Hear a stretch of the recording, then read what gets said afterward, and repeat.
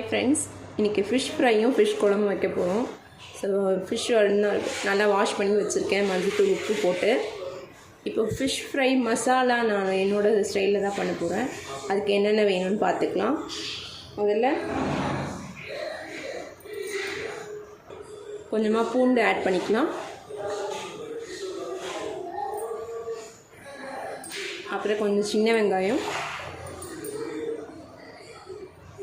இஞ்சி கொஞ்சமாக போட்டுக்கலாம். அடுத்து ஒரு பச்சை மிளகாய். முதல்ல இதை கிரைண்ட் பண்ணிக்கலாம். இப்போ ஓரளவு கிரைண்ட் பண்ணிட்டேன். இதில் 2 ஸ்பூன் குழம்பு மிளகாத்தூள் ஆட் பண்ணிக்கோங்க. ஒரு 1/2 ஸ்பூன் தனி மிளகாத்தூள்,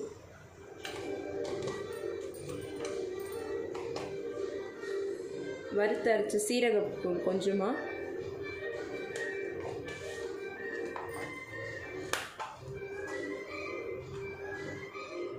பெப்பர் பவுடர் கொஞ்சம், வறுத்து பொடி பண்ண தனியாத்தூள் கொஞ்சம்.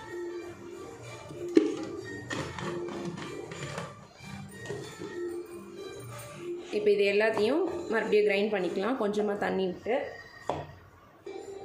இதில் கொஞ்சமாக சால்ட் ஆட் பண்ணிக்கலாம். ஃபிஷ் ஃப்ரைக்கு தேவையான சால்ட்.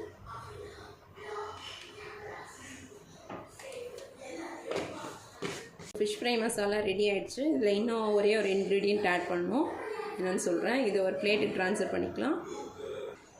பிளேட்டுக்கு மாற்றிட்டேன். இப்போ இதில் 2 ஸ்பூன் கார்ன்ஃப்ளவர் ஆட் பண்ணிக்கோங்க. ஸோ கிறிஸ்பினஸ்க்காக இது போடுறோம்.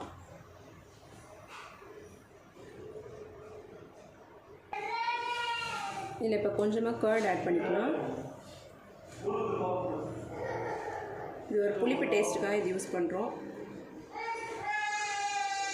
இது எல்லாத்தையும் இப்போ நல்லா மிக்ஸ் பண்ணிக்கோங்க. வாஷ் பண்ணி வச்ச ஃபிஷ்ஷை நல்லா 2 சைடு திருப்பி விட்டுக்கோங்க. எல்லா ஃபிஷ்ஷையும் நல்லா மசாலா தடவி வச்சாச்சு. 1 hour மேரினேட் பண்ணிக்கோங்க. ஃபிஷ் ஃப்ரை ரெடி பண்ணிக்கலாம். பேன் வச்சுட்டேன். ஸோ மேரினேட் பண்ணி வச்ச ஃபிஷ்ஷிங் இருக்குது. ஷாலோ ஃப்ரை தான் பண்ண போகிறேன். ஆயில் போட்டுக்கோங்க.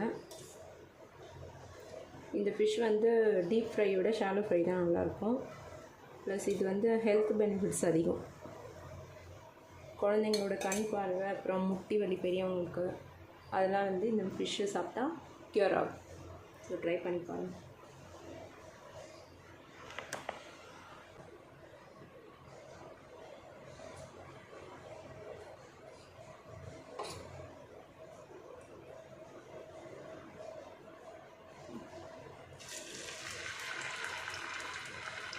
சிம்மில் வச்சு ஃப்ரை பண்ணுங்கள்.